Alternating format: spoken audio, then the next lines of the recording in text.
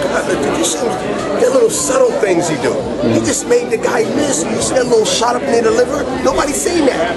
Because everybody's looking for flair. Everybody's looking for the UFC type of thing. Bam, boom, bam, boom, bam, boom, bam. To me, boxing has always been, and I was taught this, blame the teachers. Hit, not get hit. It's an art. It's not a barbaric bar fight where I'm gonna get tired by punching you in your face. I wouldn't be sitting in front of you if I had that mentality.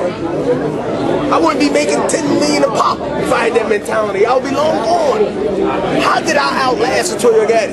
How did I outlast Mickey Ward? How did I outlast David Reed? How did I outlast Jermaine Teller? Shit, how did I outlast 90% of the fighters?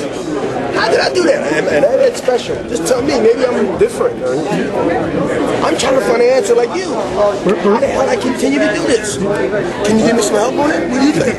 You stay in great shape, that's the answer. Well, you were ready to leave after Carver. Why didn't you? Listen, great shape doesn't have nothing to do with ability, man. Give me my credit. See, I can stay in great shape and still get my ass whooped. Yeah. I just got my ass whooped in great shape. Listen,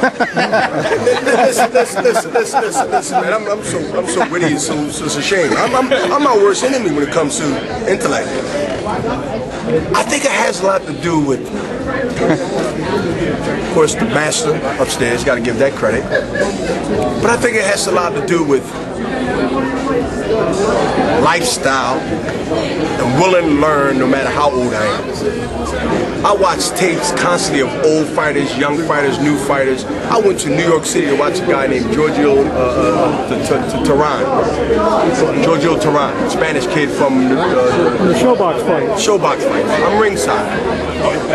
Not just for business, trying to get him, but I'm looking at this guy and I'm like, I like that. I see time. I'm a fan first. I take stuff and add on to the house that I don't want to move out of. I got the land and the acres to do it, so why would I move? Because I need more room. Hell, add a wing. I add on and I reinvent myself every time. A person that doesn't reinvent himself mentally, physically, and spiritually, not change religions, but reinvent himself to the point where he or she can always grasp for something that they haven't accomplished yet. You won't get still-minded. You won't get still spiritually. You won't get lazy-minded. And you won't get bored. You have to reinvent yourself. Over the years, I reinvented myself so many times where you didn't know if Bernard was going to box this fight. You didn't know if he was going to slug this fight. You didn't know if he was going to do all the tricks of the trade fight or all of the above. And the shock to the opponent is the most devastating thing to do is when you got a guy that's known for being a puncher and he's listening to y'all, and I want him to listen to y'all, that I'm this gunslinger, and you get in there with this guy that's been shoved down your throat and your heart all through this media press conference that I'm 43, and he gets in there thinking he's fighting a 43-year-old man and he's going to train like I'm 43 years old. Trust me, the element surprise at night of the fight ain't a good thing when you got 50 media rows looking like, do you see that? Did you just witness that? So it's a catch-22. If he trains like I'm 43, he gets knocked out. If he trains like I'm 23, you got a war. Bernard, the fact that he's a long, lanky guy, throws a lot of long punches. And I won't be around the corner fighting him. Well, I'm just saying, you're the master of picking spots, finding spots. The second time in a row you shushed me on strategy. Don't educate them, man. No, they think they know everything. But is it easier to get inside to a guy who throws long, lanky shots, considering your style? Oh, with the counter punching? Of course. There's a lot more opportunities than there was for Calzada. Analysis. Tommy Hearns and Marvin Hagler. Marvin Hagler got hit with that right hand. He was on Tommy Hearns' ass the rest of the fight. Well, it was only 3 rounds, but that was the worst thing he could have did. Everybody, I'm not giving out a plan. What you do with tall, lanky fighters like that, you stay in their heart. I become his heartbeat. He got to ravel those snake arms off and try to push me off and get me out of the way. You think I'm going to stand and let him do it? His job is to have me around the corner trying to fight. Reach. You take that away from him. If you're playing basketball, you're going up against a center, he's taller, he's bigger, you don't play him away. You put him on angles. You make him move his big feet. you make him rely on his reflexes. You make him try to fight like you, and then he realizes that he's not you. And it's called fighting my game. Even though this is not a middleweight fight, I can't help but think that you're protecting your middleweight legacy somehow by taking on this top middleweight. That's very good analysis of what he just said. He is the real, true, apparent, credibility-wise middleweight champion that I believe that's my successor. We had a little delay because we had an imposter in the middleweight division, and that got exposed. But you gotta understand, I set Jermaine Teller up for Pavic to knock him out. Pavic wasn't, no, Jermaine Teller wasn't right. And the evidence of that is when he fought a lightweight, I know the weight he fought in, I'm just being funny, called Kasim Numa. Then they said, oh, let's give him another shot. He just went 2 rounds with Bernard Hopkins. He had a good salesman and lose the Bella. Then he wound up fighting Corey Spinks, another feather in the ass. Corey Spinks, some would say he could have got the win. It wouldn't have been a robbery. Gave him nightmares. They realized, they said, wait a minute, we didn't took this belt from this legend because he said he's retired. And he's so serious and profound about it. We need somebody else to promote it. We just gave this guy a belt and he can't hold it.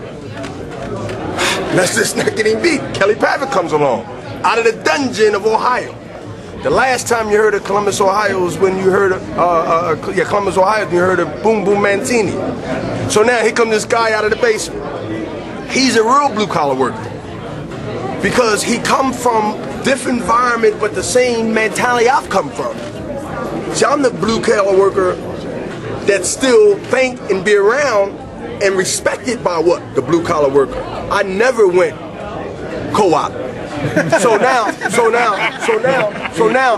when you got this scenario where Bernard Hopkins style and Kelly Pavic style, no one said this fight gonna be boring, and that's surprising to me because they know with Kelly's style, it ain't gonna be boring even if Bernard don't fight because Kelly's gonna whoop his butt because that's the way Kelly fights. Now you put in Bernard Hopkins' piece and his argument. Well, you know Bernard got one of the best defense. He don't get beat up and he don't get hit. He didn't have a scratch on his fight, and the copy box said that Joe Galzaki threw 300 punches. Where? It shows the evidence that they landed. Well, when you put that chemistry together, and you put this mentality together, you got old school Philadelphia type boxing. This fight could have easily survived in the arena, Blue Horizon, the Armory up in Roosevelt Boulevard. This is a Philadelphia slash fight that's going to happen to take place in Atlantic City. Because now you got people coming from Scranton, Wilkes-Barre, Ohio, all the bios and all the little hick farms and back there outside of Pennsylvania, they all migrating like they did when he fought Jermaine Teller. They all coming down Atlantic City, and then you got my people from the hood. They coming from New York, they coming from DC, they coming from Philly. A couple is getting released from the penitentiary by October. It's gonna be a goddamn game war. It's gonna be a game war. So you're still fighting for your middleweight legacy then? I'm still fighting for Bernard Hopkins' legacy, period. Okay. I would not pimp my name for a paycheck. Remember what I just said. I would not come in the ring. I've seen fighters come over and over and over again and pimp their name based on a paycheck. I'm not in a position where I gotta fight to pay my electric bill or pay my gas bill or pay my mortgage. I'm fighting because I feel physically fine, and I feel, like I said, in my taste in my mouth, I don't like nothing taken from me, and I damn sure don't like losing. I can accept losing legitimately, but I can't even accept a political loss. And when you got that fire in your belly like that, without no denial, and you got supportive evidence from the best evidence you can get, media people. Bernard, I didn't pick you to win, but I had you winning. Okay, what about you? Be honest with me. Bernard, I think you won the fight. I wouldn't have been mad if it was a draw. Okay, now go home, you talk to the wife. You talk to the 9-year-old daughter who's saying, hey, Daddy, you gonna fight again? You gonna be away for 7 weeks? I said, yeah, but I said, your school is $15,000 a year, and they, I might have to get a little bit more money because college got to be higher. And then you go ahead and you bribe her and you give her a tour to American Girl dolls, and she go ahead and she happy, and you sneak out the house and you don't come back until like after October. How long after the Tarver fight did you realize you made a mistake by retiring? I mean, 5 minutes, 5 weeks? 10 days going through some old articles and stuff and cleaning up and saying I'm retired. I didn't, when you retire, To me, the definition of that is that you are tired. I wasn't tired. See, retire, take re out of the way is tired. So I figure, to be retired, you've done all you can do in what you do, and you tired.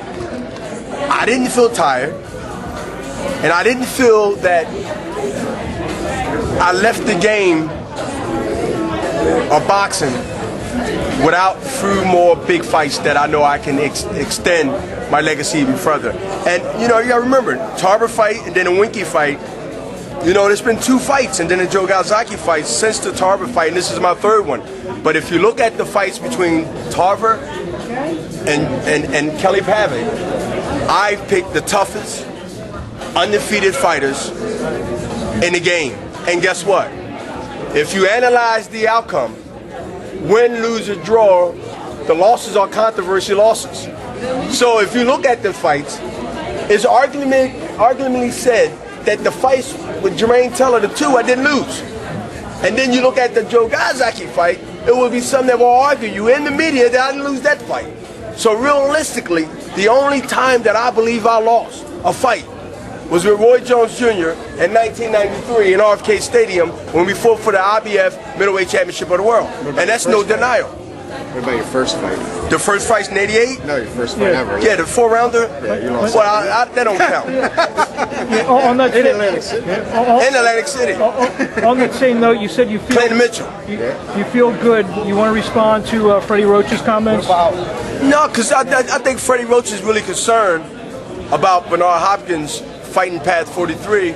Like my mom was concerned when I was 30-something. So I can imagine, if she can come out of the sky, she can hit upside the head with something. But it's any concern when you pass 38, 39, especially 40, that I'm still boxing and I'm not embarrassing myself. See, no one said, Bernard, you're embarrassing your legacy. That means you're embarrassing yourself. I'm gone. I'm gone.